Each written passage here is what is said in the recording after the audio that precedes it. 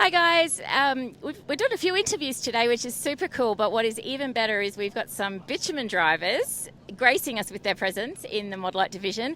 Lucky Gardner, welcome to your fourth race for the Modlites. Hi, thank you. No, it's cool. Yeah, fourth one. It feels like longer. Like it's the whole category is very, very welcoming. Like I haven't felt out of place at all.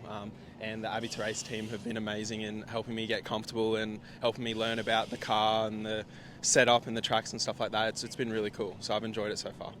So we'll sort of give everyone a bit of a history with you. So you're currently racing Super Utes for Peters Motorsport. Where did you come from? Did you start in bitumen karts, kind of like everyone else's trajectory, and you're a Brisbane boy? So what was your sort of story leading up to where you are now? Yeah, so I started in go-karts, I think at about 10 or 11. And then I ended up doing not a Grand Prix, which is like a XL endurance race. Yep. And I did that when I was 12. And then I slowly got into a car. First car I drove was a NASCAR-based Super Ute. And then I went to a Mark car and raced in GT for a couple of years. Won a championship in that. And then during COVID, we had to have a kind of a season off. And then that's when I got offered a test in a V8 Super Ute. And then from there, we did a season there last year with them. And then, yeah, that's kind of just how it went. Just a lot of opportunities were given through long-term sponsors and trying to build connections, and that's kind of how I've gotten to the opportunities I have now. So how did you meet Al? I'm trying to remember. So we brought a car. One of our other sponsors, Eastgate Engineering, the owner of that brought my old go-kart for his son. And then he was really close friends with Alan. And then Dad used to do a lot of work through Alan for his businesses and stuff like that. And then we got close to Alan, and then he offered me a sponsorship through EFS. And I think he's been a sponsor of mine for about 6 or 7 years now. And yeah, we just kept on building a connection and a friendship and a relationship through racing and sponsorship. And then, yeah, it just kind of all went from there. Just a friendship. Him and my dad are really close, and I know I can count on him for a lot of things, and obviously just the relationship and the bond we built with sponsorship wise has been really, really cool. I got to say, we've got to listen to Graham. Have you signed in, Lockie? I have. Well done, Graham. We'll be happy with you. Okay, Graham. Make your way up here to the dummy grid to sign in, please, at the pit box. Also, drivers don't forget. Usually it's my son who calls right in the middle of me trying to do a pit talk, and it's like, are you serious?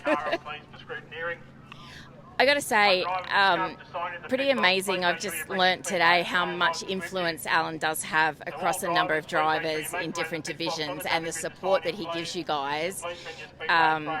Pretty remarkable, really, and he's one of those people that you don't hear much about, do you? No.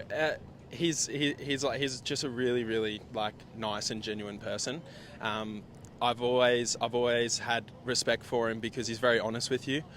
If he doesn't agree with something, he'll tell you, and I think that's good because you can always trust his opinion. Yeah. It's easy to tell you what you want to hear. Yeah, exactly. And have that relationship. Yeah. That's not a real one. He's always very honest, and I feel like he's definitely someone, if he believes in you, he'll give it his best shot to make sure you get the opportunities you have. And that's what he's done with me, especially with this. He gave me an opportunity for a test day, and he said, if it goes well, who knows what's happened, but I just want you to go out there and give it everything you can. And he had belief in me when I was really nervous, and yeah, I mean, I hope I've proven to him that I can do what he believes I can, but we still got a long way to go. But yeah, I think knowing that we have someone like that who's always supporting us is pretty cool. So in terms of your commitment to Modlites, are you planning to kind of do the whole season, both the Ultimate Modlite series, which is sponsored by EFS, or do you have other racing commitments sort of over this summer period? We sold our Super Ute at the start of this year. We had some stuff go on with the family, so we didn't know if we were going to race at all. And then that's when we were really fortunate with Alan, because he gave us this opportunity and kind of gave us a new lead of ways to drive a car and be in motorsport. So my plan is to hopefully go through this season. We are running both the Campbell's and the EFS Ultimate Series this year. We'll try our best to get to every round. It'll just depend on sponsorship at the moment, but we're looking pretty good to give it a good crack. And our goal is to hopefully try and finish in the top 10 of the championship. I think we're sitting like 9th or something, which is pretty cool. But yeah, I mean, every track we go to is new, so it's just learning. And yeah, the more rounds I do, the more I'm enjoying it. So yeah, it's definitely seat time, isn't it? And I think no matter what you drive, it's seat time. from a rookie's perspective, in terms of not having been in the Modlite before, you've had 4 races or 3 races. What does it feel like, in terms of being in there? I always like to think it's like a little go-kart on big wheels, but is it feel that? Do you feel really close to the ground and kind of like really it's part of you? Is that sort of how you feel when you drive it? Yeah, a little bit. I thought it was going to feel a lot more unnatural than what it did. I think at the end of the day, it's kind of like it's a car and you're trying to drive it fast. I don't know whether or not I'm just lucky enough where I've done enough before where I know that this is racing, you got to push the limit and find it. Yeah. But no, I really enjoy it. They're really fun. They're nimble, they're quick, Yeah, I don't know. It feels comfortable. The last weekend up at Bundaberg, that was a bit hard because of track conditions. But again, that was all experience. And although it was tricky and I didn't like it all the time, I was still so grateful that I got to experience it, because now I know if we have a similar track condition, I know how to do it now. Yeah. So yeah, at the moment it's just about experience. But yeah, every time I hop in it feels more and more comfortable and more. And obviously, any kind of motorsport, a relationship with your crew chief is really important, whether it's your engineer in Super Utes or here.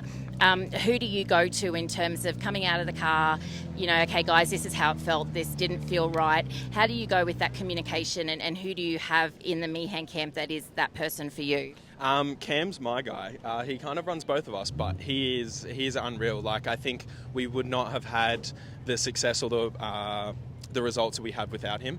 He's been very good in teaching me different things, and when I explain or try my best to explain what I'm feeling, he can kind of put it into a Speedway term and say, well, this is what could fix it and what couldn't. And that's what we've learned over the past 4 rounds is he'll tell me what he's changed, what he thinks is going to happen. And then when we go out, I come back and say, hey, that did happen. And it's helping me learn. So yeah, he's been like a rock in trying to find performance and speed in the car, and he's been really, really helpful. So it is a totally different vocabulary, isn't it, in terms of Speedway and explaining it. And we race wingless, and that is another world as well, because the open wheel car is so different. If you were able to sort of have your dream of, say, Speedway cars, and I'm guessing supercars is the ultimate dream, what would it be in Speedway with what you've sort of done so far? Is there anything other than Modlites that really take your attention and you're like, yeah, I want to try one of those?